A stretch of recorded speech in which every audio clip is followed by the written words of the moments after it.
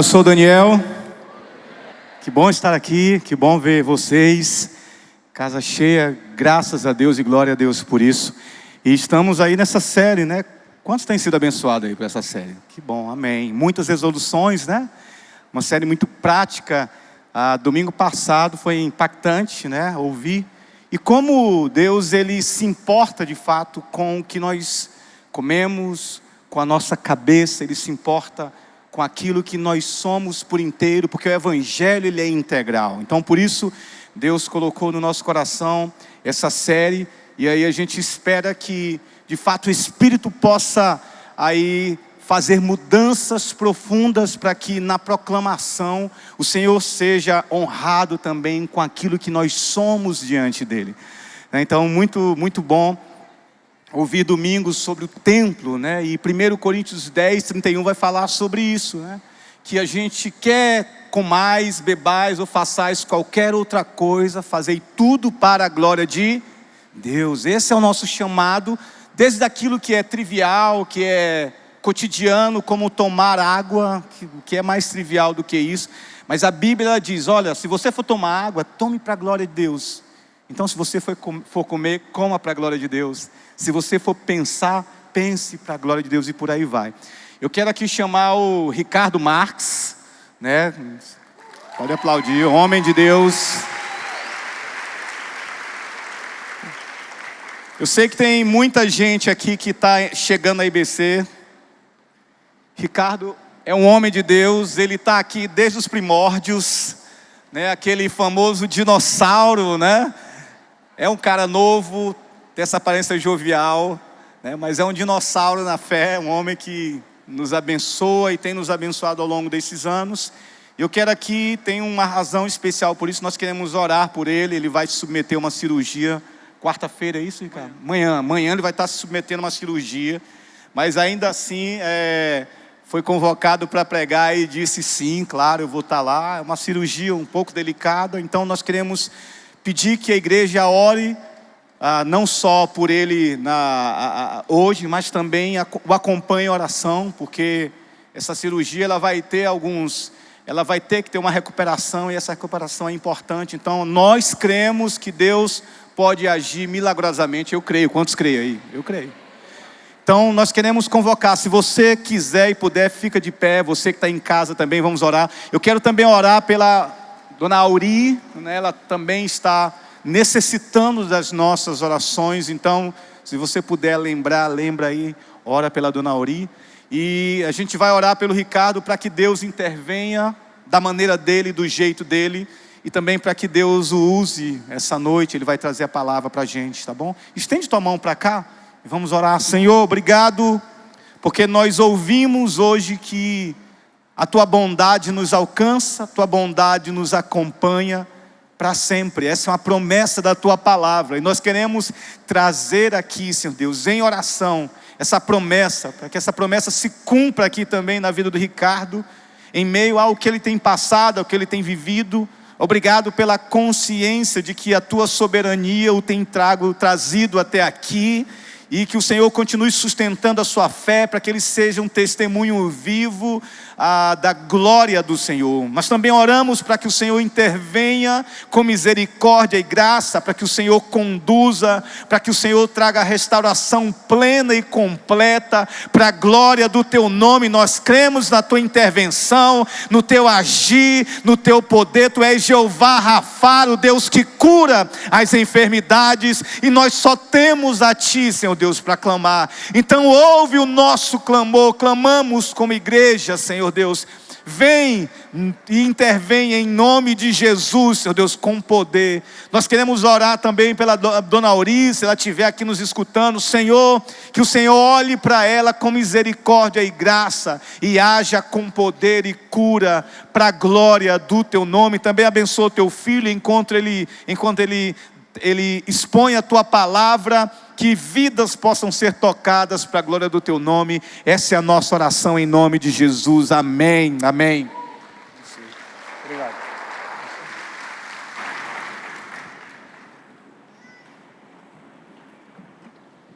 Rapaz, eu não sei se essa história de chamar a gente de dinossauro é elogio não, viu? Mas tudo bem. Bom, pessoal, vocês já ouviram aí, meu nome é Ricardo. Privilégio estar aqui mais uma vez na frente da Igreja Batista Central, igreja onde eu me converti. E alguns sabem da história, né? Quando eu me converti, essa igreja tinha umas 40, 50 pessoas mais ou menos, era muito pequena. E olha o que Deus fez, né? Tão bacana aí. É incrível a capacidade infinita que Deus tem de fazer o que Ele quer e bem entende. Muito bem, eu estou vendo aqui o cronômetro que o pessoal da produção coloca de 50 minutos. O tempo de pregação não é 50 minutos, não. É 1h10, 1h15, pelo menos, né? Mas tudo bem. Falando em produção, o pessoal da produção de manhã deve ter ficado maluco comigo, porque quando eu fui pregar essa mensagem, eu sempre trago um esboço, né? É costume boa parte das pessoas que pregam fazer um esboço, e aí a gente entrega o esboço para eles, fala quais são os slides que eles devem colocar, em que momento o slide deve entrar e tudo, e aí eu furei tudo. Teve uma hora que eu disse, o esboço está ótimo, mas tem algumas coisas que eu quero dizer sem seguir o esboço. E aí larguei de mão o esboço e os coitados da produção devem ter ficado malucos tentando, esse slide aqui é onde, que horas, né? Que momento. Mas pessoal, hoje eu vou tentar agora à noite, né? Vou tentar ser mais apegado aqui ao script, mas não garanto nada. Como também não garanto o tempo, viu? Então fiquem preparados aí. Eu me lembro quando eu era criança, eu gostava muito nas férias. Fui criado em várias cidades, Fortaleza foi uma delas. Meu pai era bancário, a gente viajava muito, ele era transferido de uma agência para outra, então a gente morou em várias cidades. Às vezes passava 1 ano numa cidade, às vezes passava 4, 5 anos. E a maior parte da minha vida foi aqui em Fortaleza. E o momento que eu mais curtia do ano eram as férias, porque eu normalmente ia para o interior, sertão. Tinha parentes lá, amigos e tal, e eu gostava como criança ainda. E cresci visitando o sertão. Depois que eu me formei e fui trabalhar como biólogo em muitos projetos, eu também fui trabalhar muitas vezes no interior. Não só aqui do Ceará, mas vários interiores. E uma coisa que eu sempre via nesses lugares, isso está acabando com a modernidade, né? Mas ainda existe, mas na época era muito comum. A gente chegava naquele sertão brabo, tinha uma casinha, só ela, lá longe, era onde a gente ia ficar hospedado, casinha muito simples. Não tinha energia, gente, não tinha poste, fio, nada disso. Então, chegava lá de dia, luz do dia, tá tranquilo. De noite, lamparina e lampião. E ali, normalmente aquelas pessoas que moravam nesses lugares eram agricultores. Gente humilde, simples, que queria plantar o seu feijãozinho, né, sua verdurinha ali, que servia para a sua subsistência, e aqueles que tinham mais condição plantavam para vender para outras pessoas e poder se alimentar melhor, viver um pouquinho melhor. Então, chegava 7 horas da noite, o pessoal estava se recolhendo para dormir. E eu estranhava, porque eu vinha da cidade grande, nos primeiros momentos de criança, né? Eu estranhava, depois me acostumei. Puxa, já vão dormir? Como assim? Que é isso? Não, está tarde. Hoje em dia o pessoal nem dorme, na verdade, né? Mas naquele tempo a gente dormia um pouco mais tarde do que 7 horas da noite. Então, 4 horas da manhã, o galo já estava cantando e o agricultor levantava para pegar na enxada e ir para a sua lavoura.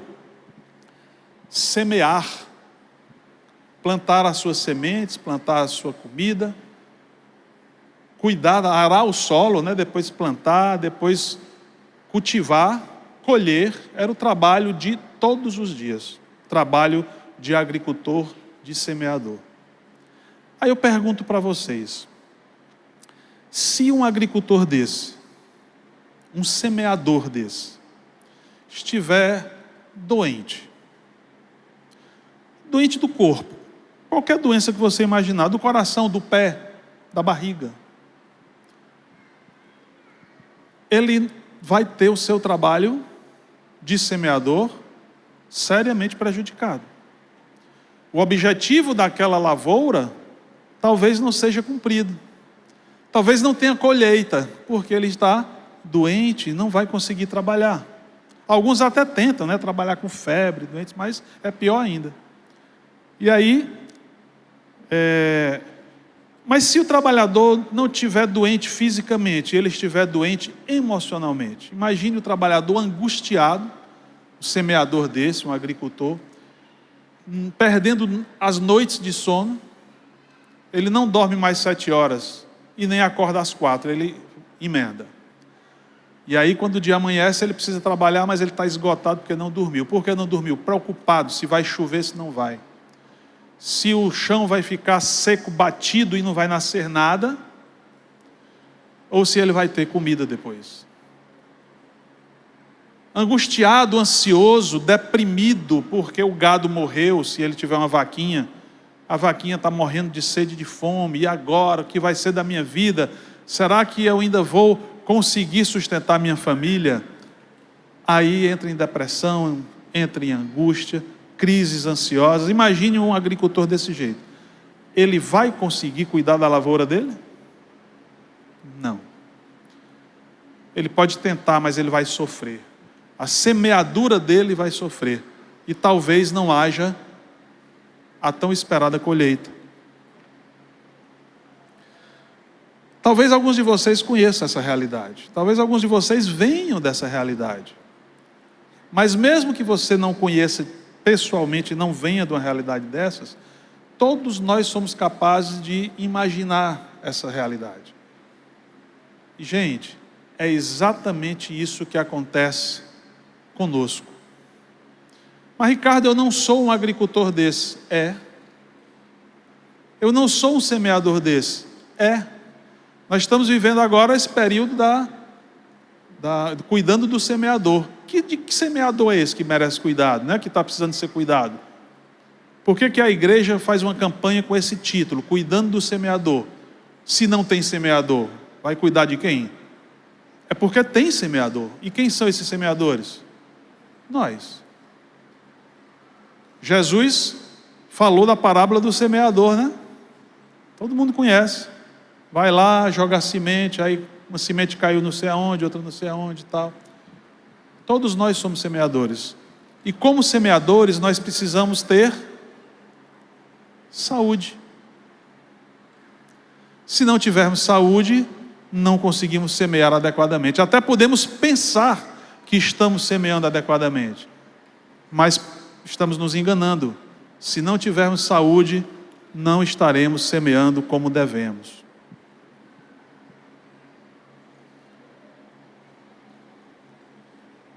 Esse agricultor não vai ter condições de arar o solo, plantar as sementes, regar, esperar e finalmente colher, né? Não tem saúde para isso. Quem aqui é semeador? Levanta a mão aí. Algumas pessoas, tem um monte que não é. Ok, seja bem-vindo vocês que não são semeadores. Outra pergunta, quem aqui cuida muito bem da sua saúde emocional, que é o nosso assunto de hoje, para que, entre outras coisas, você possa estar apto para a missão de semear? Quem cuida muito bem da sua saúde emocional? Fala aí, vai. 1, 2, 3, 4, 5, 6, 7, 8, 9, 10. Dá para contar, vocês acreditam? Um auditório com esse tanto de gente aqui, eu consigo contar, pessoal, quem cuida muito bem da sua saúde. Isso mostra o quê? Que essa é uma área complicada, né? A maioria não cuida bem da saúde emocional. Não vou falar da física porque é um assunto que já foi tratado no domingo passado e todo mundo já sabe que a gente tem que cuidar do templo do Espírito. Na minha experiência, eu trabalho com aconselhamento cristão, trabalho como terapeuta, com neurociência clínica, e nos anos de experiência na nossa clínica, cada vez mais a gente constata uma lamentável realidade. A maioria das pessoas, inclusive dos cristãos, não sabe como cuidar da saúde física, muito menos da emocional, porque a saúde física é uma coisa concreta, né? É mais fácil de você ver e intervir. A saúde emocional, ela é mais subjetiva, mais abstrata, então é mais complicado você identificar e saber o que fazer a respeito. A maioria não cuida nessa área, mas não tem noção do quanto isso interfere na sua vida como um todo. E justamente por não ter essa noção é que a maioria não cuida. E a gente está hoje aqui para conversar sobre isso. Mas eu gosto muito de, quando eu vou conversar com as pessoas sobre alguma coisa, eu gosto de tentar deixar claro exatamente sobre o que nós estamos conversando. Porque é horrível quando você vai conversar com alguém e você fala do assunto numa perspectiva, a pessoa está falando de outra perspectiva e ninguém se entende. Então, primeira coisa que a gente precisa fazer aqui é definir o que é saúde. Se você pensar sobre saúde uma coisa e eu pensar outra, talvez o que eu vou explicar aqui não seja entendido por você, porque você acha que saúde é outra coisa diferente do que eu penso. Então vamos definir saúde. A maioria acha que saúde é a ausência de doença. Se eu estiver doente de alguma coisa, então eu não tenho saúde. Está errado. Esse conceito, ele é popular, mas ele não é um conceito científico nem médico. Tá? O conceito correto de saúde, mundialmente aceito, definido, é que não é a ausência de saúde. Perdão, não é a ausência de doença. É um estado de bem-estar físico, mental e social. Esse é o conceito formal, tá? É um estado de bem-estar, ou seja, eu fico bem. É eu estando bem, do ponto de vista físico, mental e social. Mas olha só, como é que eu posso ter um bem-estar se eu estou doente? Pode um negócio desse? Se eu estou doente, automaticamente eu já não posso estar bem. Tem lógica isso? Tem? Tem lógica, mas está errado, é falso. Vocês já conheceram alguém que está seriamente doente do corpo? Pegou uma doença e tal, está mal, do ponto de vista físico, arriscando até a vida. Aí você vai visitar a pessoa, chega lá, ela está sorrindo. Fulano, entra aí, seja bem-vindo e tal, senta aqui comigo, vamos bater um papo. Aí você olha, você está melhor do que eu. Eu não estou doente, ele está doente, mas ele está bem e eu não estou. Então é possível você ter um estado de bem-estar, mesmo estando doente, tá? Por isso que o conceito de saúde é esse. Então, você tem que estar bem, do ponto de vista do conceito de saúde, mesmo se tiver alguma doença em curso ou enfrentando alguma dificuldade. Mas é interessante, olha só, o pessoal cria esses conceitos e acha que inventaram a roda, né? Nós criamos o conceito novo de saúde e tal, está aqui, vamos ensinar para as pessoas. Gente, esse conceito é bíblico. A palavra de Deus já fala disso há muito mais tempo. Conceito bíblico, olha em Filipenses 4,12, por exemplo, é só um texto, tem outros, tá? Em Filipenses 4,12, o apóstolo Paulo fala que ele aprendeu uma coisa e a Bíblia está dizendo isso para que nós aprendamos a mesma coisa, porque em outros textos a Bíblia diz que nós devemos seguir esse modelo, que é para ficarmos bem em qualquer situação. Ou seja, para um cristão estar bem não deveria depender das circunstâncias, dos acontecimentos, mas depender de quê? De uma atitude mental. Paulo disse: eu aprendi a viver contente em toda e qualquer situação. Paulo não está dizendo só que aprendeu a viver contente, ele está dizendo que aprendeu a viver contente em toda e qualquer situação. Toda e qualquer situação é qualquer coisa que exista e aconteça, em qualquer circunstância. Paulo disse: eu fico bem. Pode estar desabando o mundo, passando escassez, sendo perseguido, eu estou bem. Posso estar preso no calabouço, acorrentado e apanhando, eu estou bem. Posso estar de barriga cheia, a despensa cheia e tendo abundância de bens, eu estou bem, de qualquer jeito. Esse conceito bíblico é praticamente o conceito que está sendo dito aí, científico, de saúde.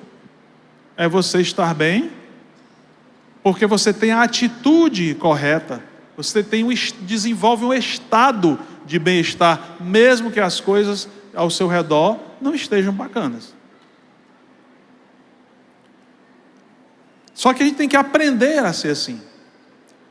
Ninguém é só porque quer. Ah, legal, entendi, a partir de agora eu vou ser desse jeito. Não vai. Porque isso exige uma mudança de atitude, e a mudança de atitude, para a gente sair do patamar onde nós estamos, onde sofremos, a maioria de nós, né, sofre com as circunstâncias, para passar para o patamar de não sofrer com as circunstâncias e ficar bem de qualquer jeito. Para a gente conseguir essa mudança, é preciso um aprendizado, e aprendizado não acontece assim. Só que nós cristãos temos mania de coisas instantâneas, né? Fica chateado com Deus porque eu orei de noite e de manhã Deus não tinha respondido minha oração. Deus não funciona assim. E Deus nos criou, gente, seres integrais. Né? O Daniel falou agora há pouco isso aqui. O que quer dizer integrais? Deus nos criou do jeito que Ele é. Ele é uma trindade. É Deus Pai, Deus Filho e Deus Espírito Santo. É ou não é? Os três são três deuses?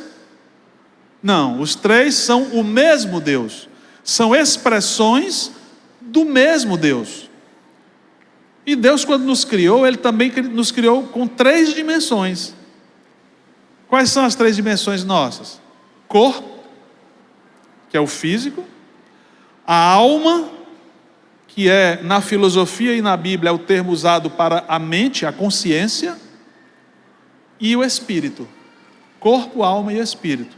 São as três dimensões que nos compõem, e quando Deus nos forma a partir da concepção lá no útero materno, a gente tem ali um desenvolvimento biológico, tá? Que vai formar o feto.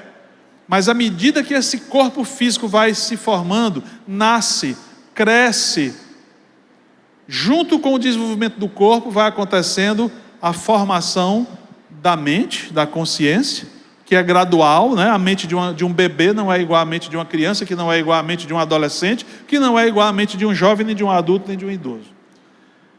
A mente vai passando por estágios de desenvolvimento. E o espírito também vai se desenvolvendo. A Bíblia diz que isso aconteceu com o próprio Jesus. Jesus, sendo Deus, Ele nasceu como bebê e se desenvolveu como ser humano nessas três dimensões, corpo, alma e espírito. Que dirá nós, não? Então Deus fez a gente assim, pessoal, tudo junto, corpo, alma e espírito junto. Há uma relação intrínseca, enraizada entre essas três coisas. Se uma dessas dimensões adoece, a outra vai junto, né? Não, as outras vão junto. Como é que uma pessoa consegue funcionar bem na mente e no espírito se o corpo dela está mal? Como é que uma pessoa consegue que o corpo esteja bem, bem-estar físico e espiritual, se a mente dela está detonada? Como é que uma pessoa consegue funcionar bem fisicamente e mentalmente se espiritualmente ela está pifada? Não dá, porque essas três coisas funcionam juntas. Aí o ser humano, na necessidade de tentar resolver os problemas que nos são inerentes, criou uma forma de nos ajudar, né? Separando essas três dimensões. Separando. Corta o corpo, ele aqui, a mente, a alma fica aqui, e o espírito fica acolá. Então, se o corpo adoece, vai para o médico. E o médico vai tratar, vai dar o remédio, vai fazer a cirurgia, vai fazer isso, aquilo, outro. Não tem nada a ver com a mente e o espírito. É o médico físico. Se o espírito adoece, o cara está mal espiritualmente, vai procurar um conselheiro espiritual, pastor, né? Aí vai se aconselhar ali só a parte espiritual. Não adianta mexer com as outras partes, porque não tem nada a ver, é separado. Se a pessoa tem problema mental, emocional, comportamental, aí vai procurar um profissional dessa área, um terapeuta, um conselheiro, um psiquiatra, um psicólogo, mas para tratar só as coisas da mente. Não tem nada a ver com o corpo, não pode mexer com aquilo, que aquilo é coisa da medicina, não pode mexer com o espiritual, que é coisa de pastor, coisa de religião. É separado, só a mente. Vocês estão entendendo por que não funciona? Por que tantas vezes a gente vai resolver um problema em uma dessas áreas com um especialista em uma dessas áreas, e às vezes até tem sucesso o tratamento daquela área específica, mas as outras áreas foram atingidas e vão ficar abandonadas, e isso vai cobrar o preço. Então, de verdade, o ser humano, quando ele distorce o seu modo de funcionar, ele precisa ser cuidado nessas três dimensões juntas. Pense numa coisa difícil. Nós vimos o conceito de saúde, mas saúde emocional, Ricardo, qual é o conceito de saúde emocional? De saúde geral nós entendemos. Tá bom, vamos ver o conceito de saúde emocional da Organização Mundial de Saúde, a OMS. É um estado de bem-estar, onde o indivíduo realiza suas próprias habilidades, lida com os fatores estressantes normais da vida, trabalha produtivamente e é capaz de contribuir com a sociedade. Agora, se a gente adaptar esse conceito de saúde emocional da OMS para o cristão, com o que é uma saúde emocional cristã, numa perspectiva cristã, a gente poderia dizer algo mais ou menos assim, usando os mesmos conceitos lá da OMS. Um cristão viver num estado de paz e equilíbrio, independente das aflições pelas quais ele passa, sendo capaz de lidar com os estresses e os problemas da vida, mantendo-se funcional em seu propósito e sua missão no reino de Deus. Eu acho essa uma boa definição, bem completa, de saúde emocional numa perspectiva cristã e bíblica. Tá certo? Então, observe aí, gente. Viver no estado de paz e equilíbrio, independente das aflições pelas quais passa. Vocês já viram isso em algum lugar da Bíblia?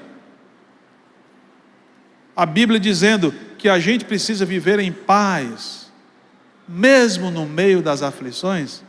Quem falou isso? Quem? Jesus falou.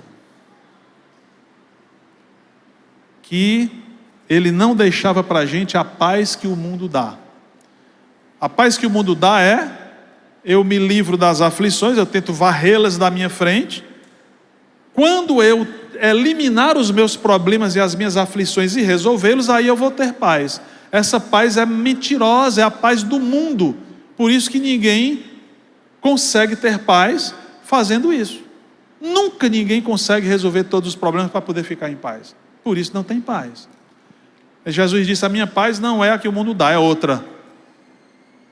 Aí essa paz entra onde? Jesus diz: no mundo tereis aflições, mas fiquem animados, porque eu venci o mundo.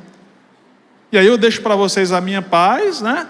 Mas não é a paz que o mundo dá. Então que paz é essa que Jesus oferece? Uma paz no meio das aflições.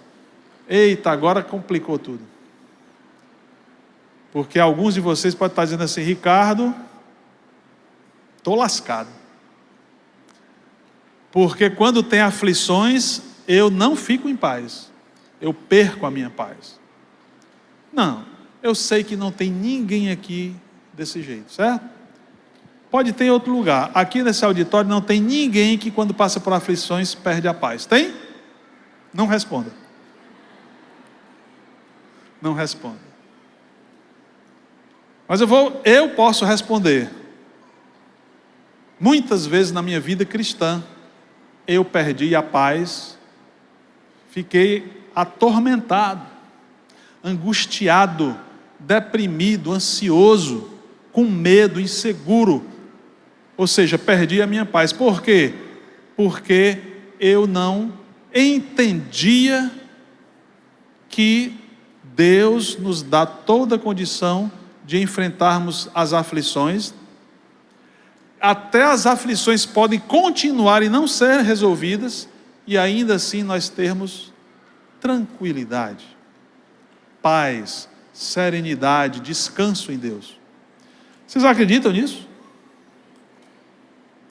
Se não acreditam, não posso fazer nada, vai brigar com a Bíblia e com Jesus, porque é Ele que diz, né? Quando é que o nosso emocional sofre, gente?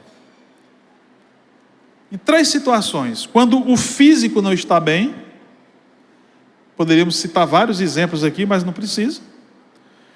Quando o espírito não está bem, e quando a mente não está bem. São 3 formas de nós sofrermos. E muitos de nós sofremos com as 3 de uma vez, né? O físico não está bem, o espírito não está bem, a mente não está bem. Aí lascou. Só que a maioria de nós passa por isso e não presta atenção, só sofre. Um dia após o outro, um ano após o outro, só sofre. E não presta atenção no que está acontecendo. Sofrimento aqui que eu estou falando não são os problemas da vida. Eu estou falando do fato da pessoa se destruir por dentro por causa dos problemas da vida. Ora, vamos lá.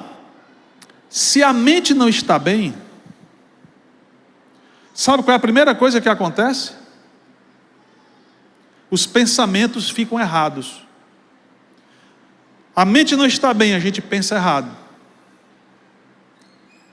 Se a gente pensa errado, se nós pensamos errado, o que é que vai acontecer em seguida? Nós sentimos errado. O sentimento fica comprometido. Lembra que a Bíblia disse que o sentimento o coração, né, que é o sentimento, é enganoso? Nós não podemos confiar nos sentimentos. Então, se a gente pensa errado porque a mente não está legal, nós passamos a sentir errado. E se a gente sente errado, nós nos comportamos errado. É uma sequência. Aquilo que eu penso afeta como eu me sinto. E o jeito que eu me sinto altera o meu comportamento.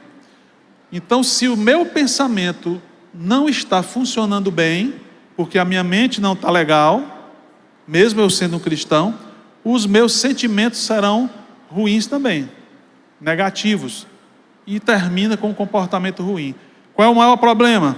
A maioria de nós tenta resolver só o comportamento, porque o comportamento é visível, atrapalha muito, é concreto, então eu vou lá e tento segurar, ou tento conter, ou tento mexer com o comportamento. Aí você olha e diz: puxa, que legal, aquele cara ali, aquela pessoa com quem eu convivo na igreja, tem um comportamento exemplar, que crentão, né? É lindo aquilo ali. Mas às vezes você não sabe como aquela pessoa está por dentro, porque ela está trabalhando a ponta do final do processo. O que vem antes do comportamento está tudo detonado, está tudo estragado, e a pessoa está guardando ali dentro, achando que está vivendo uma vida cristã, porque ela está na igreja todo dia, porque ela participa de ministério, porque ela canta no louvor, porque ela lê a Bíblia, porque ela tem um GR. Tudo isso é muito importante, mas se a pessoa estiver emocionalmente e espiritualmente destruída, mesmo que o comportamento esteja bem visível, assim, bonito, não funciona, porque é essa parte que se relaciona com Deus.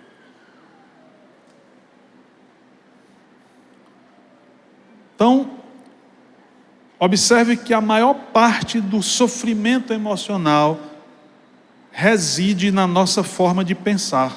Isso é verdadeiro tanto para cristãos como não cristãos. Se nós pensamos errado, né? Por que nós pensamos errado? Por quê? Porque embora a gente tenha aceitado Jesus e recebido a vida eterna, se você é um cristão autêntico, a nossa mente ainda tende a funcionar do jeito que era antes. Mas Ricardo tinha me dito que quando eu me convertesse, tudo em mim ia mudar. Mentira. Ricardo está dizendo que o meu pastor mentiu. Se ele tiver dito, ele mentiu ou ele está enganado. Porque não é isso que a Bíblia diz. A Bíblia diz que quando nós aceitamos Jesus e nos convertemos e nascemos de novo, nós passamos por uma transformação gigantesca, que é o ganho da vida eterna. Temos salvação em Cristo. Quem conhece doutrina, né, sabe que chama doutrina da justificação. Estou justificado diante de Deus, não tenho mais dívida, minha dívida foi paga por Jesus. Essa transformação é automática, assim que se converte. Mas depois que você tem fé para a salvação, agora tem a vida cristã para você viver. E a Bíblia, não preste atenção a opiniões minhas, opinião de homem não serve para nada, vamos para a palavra de Deus. E a Bíblia diz, depois que você tem Jesus, e já tem a vida eterna, e já tem o Espírito Santo, e está salvo, certo? E agora faz parte de uma nova criação, agora falta a transformação de vida.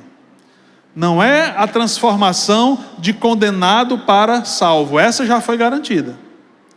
Mas é a transformação da sua vida pessoal. Porque se não fosse assim, aceitou Jesus, não tem mais pecado, não, estou santo. Estou completamente santificado e agora eu não peco mais, então vai arrebatado. Mas a Bíblia diz, por exemplo, em Romanos 12:2, uma passagem bem conhecida do apóstolo Paulo. Pessoal, Romanos 12:2, o apóstolo Paulo está escrevendo para quem? Para descrentes? Ele está escrevendo para pagãos? Para pessoas que não têm Jesus? A carta dele é para essas pessoas? Não. As epístolas de Paulo são todas escritas para igrejas, para pessoas salvas. Então o que é que Paulo está dizendo em Romanos 12:2? Dizendo para crentes que têm Jesus e estão salvos, que têm o Espírito Santo e estão na igreja de Roma. O que é que Paulo diz em Romanos 12:2 para eles? Crentes, não tomem a forma do mundo. Pelo contrário, sejam transformados através da mudança da sua mente, da renovação da sua mente. E assim experimentareis a boa, perfeita e agradável vontade de Deus. Cadê o slide aí para a gente destrinchar essa passagem? Tem um slide aí mostrando as palavras. Pronto, olha aí, ó. Não se conformem com esse mundo. Conformar é a palavra sistematizou, que quer dizer tomar a mesma forma, usar como molde, agir de forma semelhante ou seguir os mesmos rumos. Tá? Então ele está dizendo, não se amolde ao mundo, não tome o formato do mundo.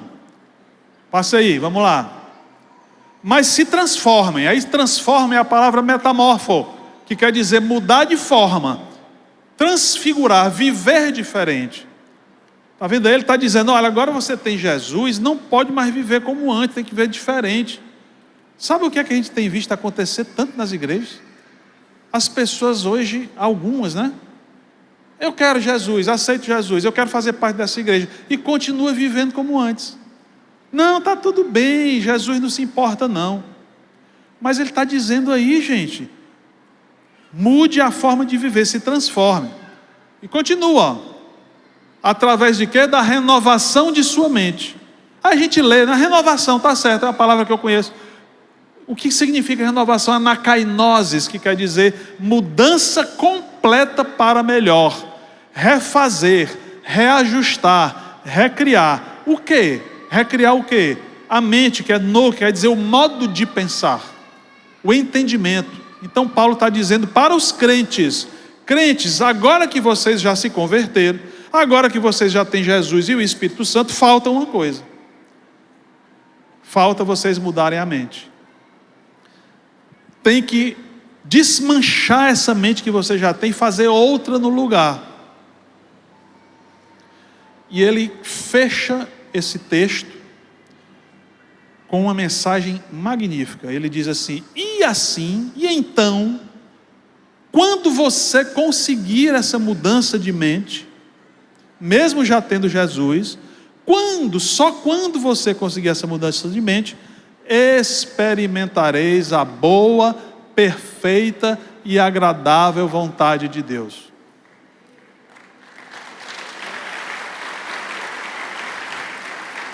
Amém. Estão entendendo a seriedade e a gravidade do que Paulo está dizendo? É claro que a vontade de Deus, ela não vai ser feita só quando a gente muda a mente, não. Ele faz todo o tempo a vontade dele na nossa vida. Não depende da gente. O que Paulo está dizendo é que, se você não tiver a mente transformada, mesmo sendo crente, se não tiver a mente transformada, você não percebe a vontade de Deus acontecendo na sua vida. E se você não percebe a vontade de Deus acontecendo na sua vida, que só consegue perceber se a mente for transformada, se você não percebe a vontade de Deus acontecendo na sua vida, o que acontece com a gente? A gente sofre. A gente perde a saúde emocional. Caiu a ficha, pessoal? Quando é que a gente perde a saúde emocional? Quando a gente não percebe a vontade de Deus. Vivemos a vida cristã, mas é como se não estivéssemos vivendo a vontade de Deus. Vocês não têm ideia de quantas pessoas ao longo dos anos, até pastores, sentam no meu consultório, e deve sentar no consultório de tantos outros, e diz assim: eu sei tudo que tem para saber, mas ainda assim aqui dentro está vazio. Eu tenho medo, eu perco o sono, eu me angustio, eu me sinto inseguro, eu fico deprimido, eu entro em pânico às vezes. Por que as pessoas querem saber por que isso acontece com elas, se elas são crentes? E Paulo está respondendo aqui: porque a sua mente, mesmo que você seja um crente de verdade, a sua mente provavelmente ainda não foi transformada como deveria. E se não foi transformada como deveria, você não consegue enxergar as coisas como Deus quer que você enxergue. Não dá para ver a vontade de Deus acontecendo. Pessoas angustiadas dizendo: eu oro, e a minha vida só tem problema atrás de problema. O que é que está acontecendo? Deus se esqueceu de mim? Deus foi dormir, tirou férias? O que foi que houve na minha vida que só tem problema? Aí você olha para essa passagem e diz: você não está entendendo. O seu olhar está distorcido. Deus está trabalhando na tua vida, mesmo com todos esses problemas, você não está enxergando. Só pode afundar desse jeito. Só pode afundar. Amém. Está terminando meu tempo, eu estou começando a pregação. Vamos lá, gente. Então, vocês já perceberam, já entenderam que informação não muda ninguém, né? Informação é importantíssimo. Conhecimento, a palavra de Deus diz que é importantíssimo, mas não é suficiente. Se conhecimento, se informação fosse suficiente, ninguém tinha problema, bastava assistir o pastor pregando. O pastor pregou, falou tudo certo, eu entendi, acabaram meus problemas. Agora a minha vida vai ficar toda certinha, né? Ou fazer um curso, ou ir para um retiro, ou ler um bom livro, ou fazer um aconselhamento. Eu fui lá, entendi a mensagem, entendi Deus falando comigo. Ou leu a Bíblia. É importante ler a Bíblia, pessoal? Não só é importante, é vital. Um crente não pode viver sem conhecer as Escrituras, é quase impossível. Mas é suficiente saber o que a Bíblia diz? Não é. Sabe por quê? Porque a Bíblia diz que só saber o que ela diz não é suficiente, porque você tem que fazer o que ela diz. Por isso não basta ter a informação. Tem ateu que conhece a Bíblia toda e continua ateu. Por quê? Porque ele leu, colocou a informação no intelecto dele e ficou lá. Não transformou nada. Não saiu do intelecto para virar vida. Se não vira vida, não valeu. Então informação por si só não é suficiente, só é importante. Essa desgraça toda vem da onde? Por que nós somos assim? Vem da nossa natureza pecaminosa. Mas Ricardo, eu sou crente, eu tenho natureza pecaminosa? Claro. A Bíblia diz que você recebeu uma nova natureza, sim, mas que você ainda tem carne. E você ainda traz uma carga que vem daquela velha natureza. Por isso que precisa passar pelo processo de santificação, de transformação da mente. De onde é que surgiu isso? Vamos entender essa situação. Quem é que tem celular aí? Quem tiver celular, por favor, pega aí. Se tiver mulher com o celular na bolsa, pega o celular da bolsa. Levanta para mim o celular, por favor. Falta gente ainda. Muito bem, todo mundo com celular, ótimo. Mantenha o celular na sua mão, pode baixar a mão, mas mantenha o celular na sua mão, tá? Vocês sabiam que a IBC tem um aplicativo novo? Que você acessa pelo Wi-Fi da IBC e ele contém toda a fórmula da felicidade. E com esse aplicativo você consegue resolver todos os seus problemas. Sabiam disso? Quem sabia? O povo desinformado. Agora eu quero que você, por favor, pegue o seu celular e acesse o Wi-Fi da IBC para baixar esse aplicativo. Vamos lá, rápido, pessoal, que o pessoal da produção daqui a pouco vem tirar daqui. Acessem, por favor, o Wi-Fi da IBC, rapidinho. Só não vale para os funcionários, tá? Conseguiram? Quem acessou o Wi-Fi? Cadê? Está faltando o quê? A senha. Vocês não têm a senha? Não tem a senha da IBC? Puxa vida. Então vamos ficar sem o aplicativo.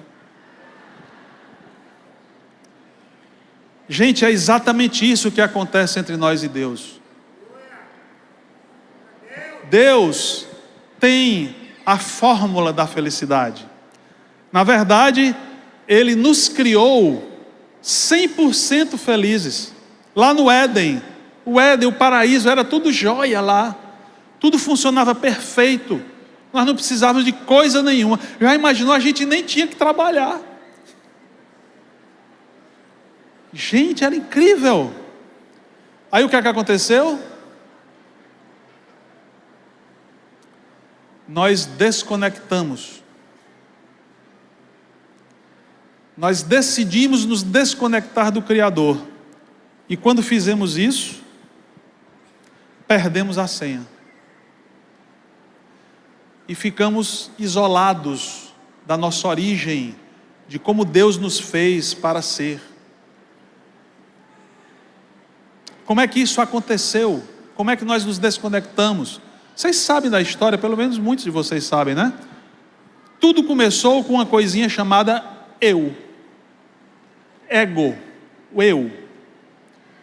Quem foi o primeiro personagem da criação de Deus que resolveu colocar o seu eu no centro de tudo? Lúcifer. Conhece a história da queda de Lúcifer? Está lá em Isaías. Cadê, pessoal? Cadê o slide aí? Como caíste desde o céu, ó Lúcifer, filho da alva? Como foste atirado à terra, tu que debilitavas as nações? E tu dizias no teu coração: eu subirei ao céu, erguerei meu trono acima das estrelas de Deus, e no monte da congregação me assentarei no ponto mais elevado do Monte Santo. Subirei mais alto que as mais altas nuvens, serei como o Altíssimo, e contudo serás levado ao inferno, ao mais profundo abismo. Que aqui Lúcifer, o anjo maioral de toda a hierarquia celestial, ele achou que era pouco. É pouco que eu sou. Eu quero ser como Deus. O que é que ele fez? Pegou o eu dele, tirou Deus do centro e colocou o eu dele lá. Eu quero reinar, eu quero ser como Deus. Não satisfeito, ele foi atrás do homem. Deus criou Adão e Eva, colocou lá no paraíso perfeito, estava tudo maravilhoso. Aí Satanás, chega lá e tenta passar o queixo na mulher e diz para ela o quê?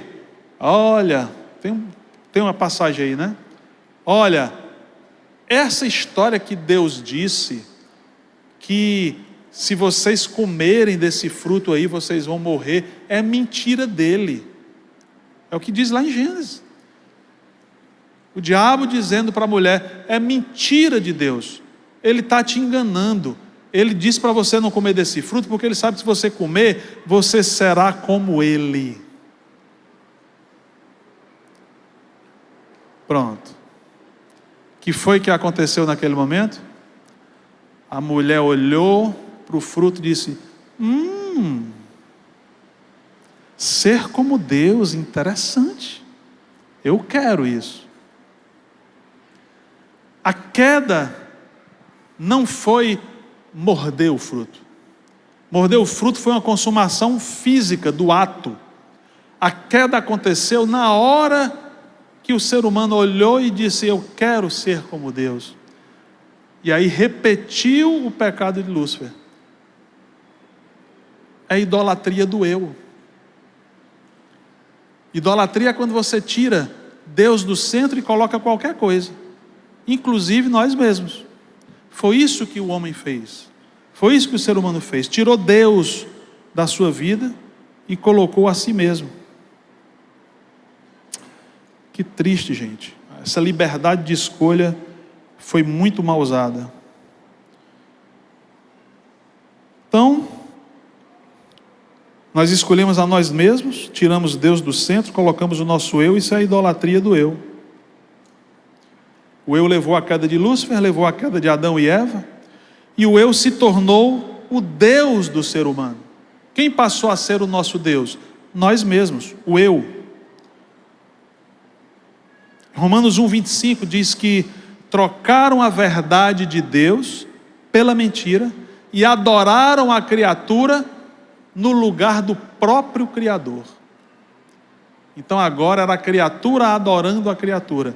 Essa é a origem de todo o nosso sofrimento, dos crentes e dos não crentes. Todos nós sofremos porque nós colocamos o eu no centro, no lugar de Cristo, porque nós idolatramos o nosso ego, mesmo quando não percebemos. Ricardo, mas cristão faz isso? Só faz. E a Bíblia está cheia de recados para os cristãos, alertando: pare com isso. Coloque Cristo de volta no centro. Com isso a mente humana se tornou disfuncional, gente. Diz em Romanos 1:27, Paulo, ele diz que, além do mais, visto que desprezaram o conhecimento de Deus, olha, desprezaram o conhecimento de Deus. Deus não quer mais conversa contigo. Ele os entregou a uma disposição mental que ele não aprova, uma disposição mental reprovável, para praticar o que não deviam. Estão entendendo o que aconteceu com a mente humana? Deus permitiu, porque nós rompemos a conexão com Ele. Ele disse: é o que vocês querem? Então tá bom, podem seguir sozinhos. Vamos ver o que é que vai acontecer. E aí, com essa desconexão, a nossa mente se tornou doente. Passamos a ter uma disposição mental que Deus não aprova. Perdemos a senha de acesso. Foi assim que começou o sofrimento do corpo, da mente e do espírito. É o pecado a causa central de tudo. A idolatria do eu.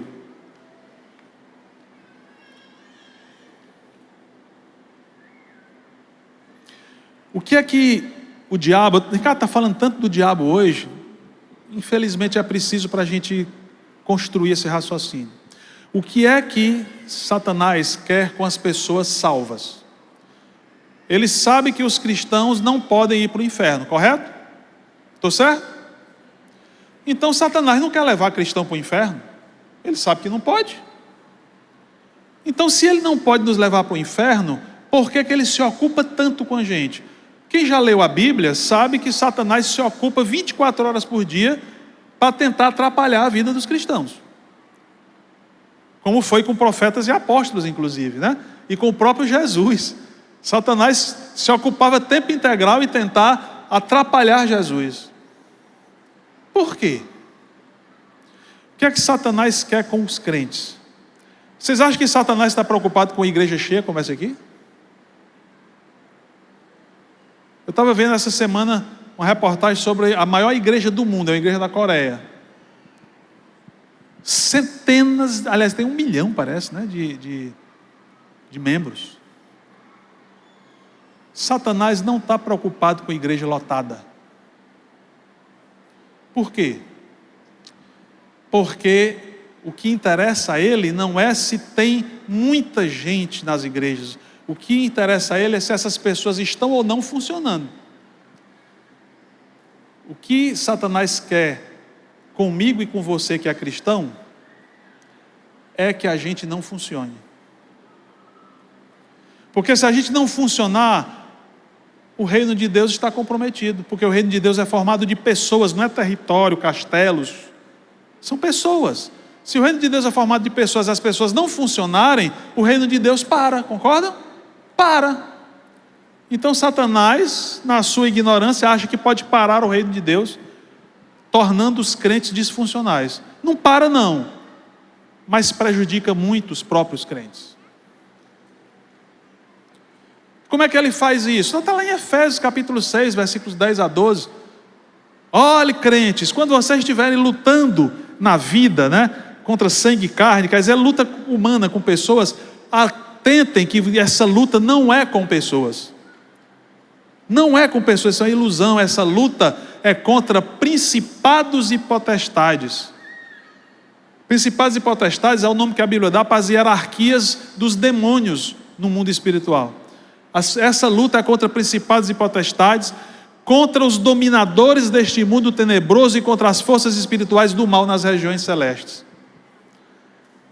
E uma das palavras que é usada ali nesse versículo quer dizer sistema mundano. O inimigo de Deus, ele criou e administra um sistema mundano. Jesus se referiu a isso. Jesus disse: olha, esse aí é o príncipe deste mundo, eu não tenho nada com ele. É tão dono do mundo, o diabo, temporariamente, pela graça de Deus, né? É tão dono do mundo que ele ofereceu os reinos do mundo para Jesus, o próprio Deus. O sistema é dele, gente. Por que é que vocês acham que nós somos engolidos por um sistema que a gente muitas vezes entra no piloto automático e não enxerga como nós estamos sendo devorados por esse sistema? Imagine um trabalhador que tem que acordar de madrugada, sai sem comer porque não dá tempo. E eu estou exagerando aqui, pegando os casos mais sérios, mas isso tem a ver comigo e com você. Aí ele pega 3 ônibus para chegar no trabalho. Quando ele chega no trabalho, cedinho da manhã ainda, ele já está esgotado. Aí ele trabalha até de noite e pega mais outro transporte para chegar em casa. Quando ele chega em casa, ele arreia na cama e dorme para começar tudo de novo no outro dia. E por que ele faz isso? Porque ele precisa de dinheiro. Por que ele precisa de dinheiro? Para comprar comida, comprar roupa, para pagar o aluguel da casa. Por que ele precisa de tudo isso? Porque o sistema é assim. Se ele não fizer isso, ele não come, não bebe, não dorme, não veste. E vocês podem imaginar um crente achando que isso é normal? Que esse sistema é correto? É demoníaco. E pasmem, tem empresários cristãos que impõem esse fardo sobre os seus funcionários cristãos. Eu estou dando um pequeno exemplo. O que você acha que, como é o nosso sistema escolar? Aonde uma criança, um adolescente precisa acordar de manhã cedo, aonde a neurobiologia dele não foi feita para ele acordar naquele horário. Aí ele acorda de manhã, cedinho, sai bêbado, sem saber direito o que está acontecendo. A mãe enfiando a escova de dente na boca para poder o menino já ir escovando os dentes, e ele vai tomando um todinho dentro do carro, na cadeirinha, porque os pais têm que levar ele para o trabalho antes de chegarem e o menino chega lá com a boca suja de pasta de dente, o cabelo assanhado, e ainda chupando o canudinho do todinho, muito bem alimentado. E aí ele entra numa sala de aula, onde vão infernizar a vida dele com um monte de conteúdos que não servem para nada, porque aquilo que é importante realmente para se estudar, porque estudar é muito importante, mas aquilo que é realmente importante não é estudado, e as pessoas terminam depois de 15 anos de escola, saem sem saber de nada, porque passaram a vida estudando para passar de ano, e não para aprender e mudar de vida.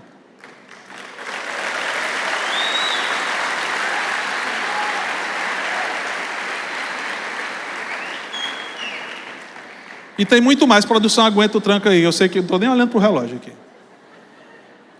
E tem mais. A gente poderia passar o resto da noite aqui citando exemplos, não é verdade? Vocês poderiam citar dúzias de exemplos aqui, de como esse sistema é demoníaco, o sistema onde nós vivemos neste mundo é demoníaco. Às vezes até dentro das igrejas. Tem igrejas que não têm esse discernimento e exploram a vida dos seus funcionários, né? Dos seus pastores. Eu já atendi pastor com estafa, porque a igreja suga o sangue do pastor e não entende que aquilo é um ser humano. É um sistema diabólico que está infiltrado em tudo. É o sistema de Efésios capítulo 6. Está dito lá. Satanás não quer que a gente funcione. Aí imagina, um bocado de gente que idolatra o próprio eu, mesmo quando não percebe, e enquanto idolatra o próprio eu, ainda é capturado por um sistema diabólico. Está feita a receita da desgraça. O sistema mundano pega carona na tendência que nós já temos e tenta nos convencer a quê? Nos pôr em primeiro lugar, colocar o nosso eu no centro de tudo, buscar a realização dos próprios desejos como objetivo de vida, exaltar o homem e nos devotar às coisas criadas mais do que a Deus, ter os sentimentos como guia das nossas decisões e ações, considerando o que sentimos como verdade e realidade a serem seguidos. Reflitam comigo. Pensa junto aí, ó. Por que é que nós nos entristecemos diante das aflições, se Jesus disse para nos alegrarmos? Por que nós sucumbimos perante as tribulações, se o apóstolo Tiago, lá em Tiago 1, de 1 a 4, ele diz para a gente ficar alegres com as tribulações? Por que a gente fica arrasado quando passa por situações difíceis, se o apóstolo Paulo diz que nós devemos estar contentes em toda situação? Por que nós sofremos, se Jesus nos prometeu paz? Tem alguma coisa errada, não tem? Ou Jesus mentiu, eu não acredito nisso, ou tem alguma coisa muito errada com a gente.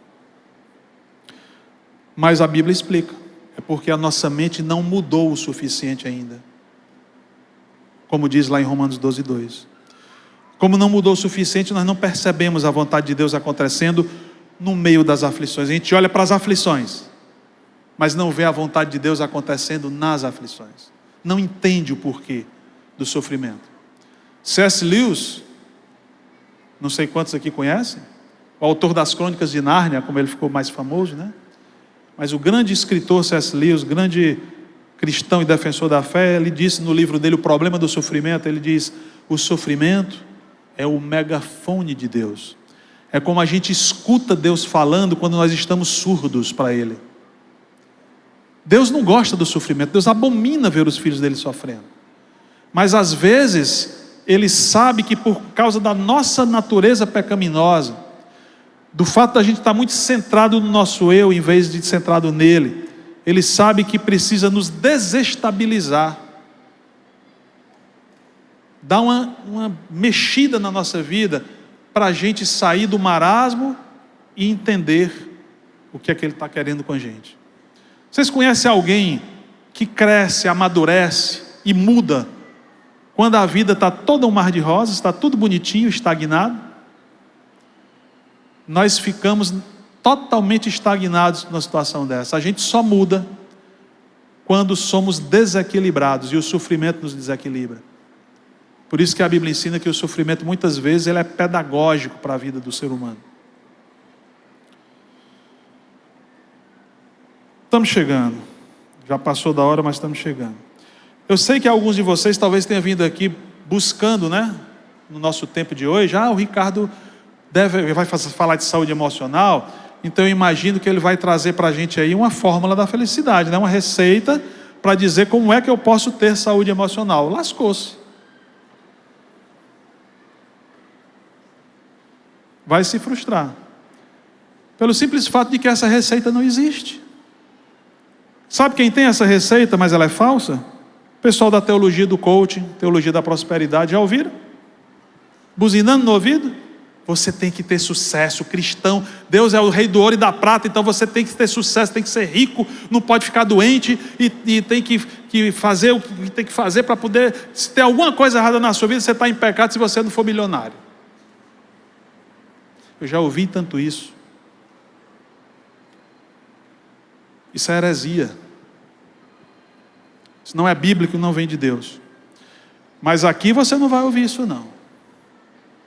Aqui você vai ouvir a palavra. E a palavra fala outra coisa. Mas para não dizer que eu não falei de algum jeito, alguma coisa que a gente pode fazer para ter mais saúde emocional, eu vou dar uma palhinha para vocês e vou falar. Mas não loucuras que os homens dizem. Vou falar para vocês do que a palavra de Deus diz, tá bom? Então nós temos 3 ensinamentos. 1 minuto para cada um. 3 ensinamentos que a Bíblia traz. A Bíblia não traz 3 ensinamentos, ela traz milhares, mas eu estou falando de 3, que tem tudo a ver com o que nós estamos conversando hoje aqui. Primeiro ensinamento é a negação do... Vixe, a banda já está aí. Rapaz... É para pressionar, viu, gente? Mas eu sou teimoso que só uma coisa. O Ed não está mais aqui, né, Daniel? Mas vamos lá. Primeiro ensinamento, a negação do eu. Mateus 16, 24 e 25, o que é que Jesus diz? Se alguém quiser vir após mim, negue-se a si mesmo, tome a sua cruz e siga-me. Pois quem quiser salvar a sua vida terá que perdê-la. Mas quem perder a vida por minha causa irá ganhá-la. A negação do eu começa logo com a banda que está aqui atrás. Se eles não negarem o eu, eles vão ficar com raiva de mim. Gente, por que Jesus mandou negar o eu para poder segui-lo? Não dá para me seguir se vocês não se negarem. Por quê? Porque o centro da desgraça, do sofrimento está na idolatria do eu. Então o cristão que não consegue negar o eu, não tem como ser seguidor de Cristo. Ele pode ser de boca, mas ele não vive. O segundo ensinamento, permita a frutificação. Gálatas 5, 22 e 23 fala do fruto do Espírito é amor, alegria, paz, longanimidade, benignidade, bondade, fidelidade, mansidão, domínio próprio. Contra essas coisas não há lei. Ricardo, eu já conheço os frutos do Espírito. Ok. Você tem? Aí eu peço a Deus para Ele me dar. Como é que você acha que Deus faz a gente ter um fruto do Espírito? Lá na minha casa tem 2 goiabeiras, 3. E aí, quando eu quero goiaba e não tem no pé, eu digo assim, pé de goiaba, tenha goiaba, aí a goiaba aparece. Não é assim que funciona? Aí eu colho e como, né? Claro que não. Eu tenho que ter paciência e esperar que aquela goiabeira floresça, produza o fruto ao longo de um período. Em toda essa evolução dele, ele não serve para nada. E lá no final, ela fica pronta para comer. Eu posso colher. É um processo. Por isso é que é importante a gente diferenciar frutos de dons. Porque dom do Espírito Deus dá assim, ó. Ele estala os dedos e lhe dá um dom para cumprir um objetivo que ele tem para aquilo ali. É instantâneo. Fruto do Espírito é outra coisa. Fruto do Espírito é desenvolvido, é aprendido mediante vivência e esforço. É um processo na vida do crente. A gente quer ter domínio próprio porque pediu a Deus. Aí eu orei e Deus não me deu domínio próprio. Tá, e aí? O que é que você está fazendo com as situações em que Deus permite que você viva para você desenvolver domínio próprio? Por isso que não tem o fruto do Espírito. Não espera o desenvolvimento acontecer, nem está atento a ele. A gente cria uma expectativa falsa e aí sofre com ela. E o terceiro ensinamento está em Filipenses 4:8. Escolha os seus pensamentos. Escolha como você vai pensar. É fácil? Não é. Garanto que não é fácil escolher os pensamentos. Mas a Bíblia diz que é possível e manda a gente tentar. Quanto mais você exercitar isso, mais fácil vai ficando, ou menos difícil vai ficando. Olha o que diz lá: finalmente, irmãos, tudo que é verdadeiro, tudo que é honesto, tudo que é justo, tudo que é puro, tudo que é amável, tudo que é de boa fama, se houver alguma virtude, se for louvável, é isso que deve ocupar o seu pensamento. Então, está com um pensamento ruim, que vai provocar sentimentos ruins e fazer você se comportar mal? Trabalhe seus pensamentos, escolha pensar o que é bom pensar. Não é possível mudar sem acontecer isso. E agora nós terminamos, vamos terminar. Nós tiramos Deus da nossa vida lá do Éden. E desde então a gente tem vivido em caos, destruindo a nós mesmos e aos outros. Mas o próprio Senhor resolveu o problema dando uma chance para cada um de nós, a de restabelecermos a comunhão com Ele e termos de volta a vida eterna por meio da fé e entrega a Jesus. Deus deixou que a gente escolhesse romper a conexão, mas Ele nos ama tanto que Ele criou uma solução para isso, para que a gente possa de novo nos reconectar. Ele mandou a senha do Wi-Fi, Jesus. E você pode escolher sim ou não. Você pode escolher Jesus e colocá-lo no centro da sua vida, no lugar do seu eu, e negar o seu eu. Ou você pode escolher: não, Jesus, eu não quero. Prefiro o meu eu no centro. Depois disso, enquanto Jesus não volta ainda para nos buscar em definitivo, que a Bíblia promete, o nosso bondoso Deus nos oferece um processo contínuo de restauração emocional e espiritual. Ele oferece esse processo para a gente.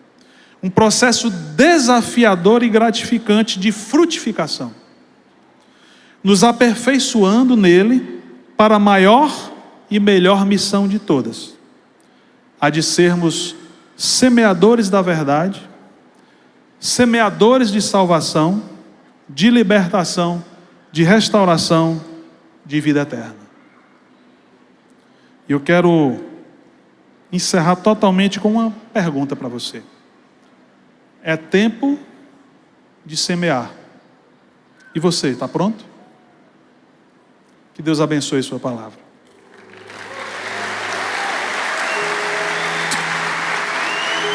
Amém, amém, glória a Deus. A gente não quer deixar de fazer o convite, né? Você que ouviu a palavra, obrigado, Ricardo. Deus te abençoe.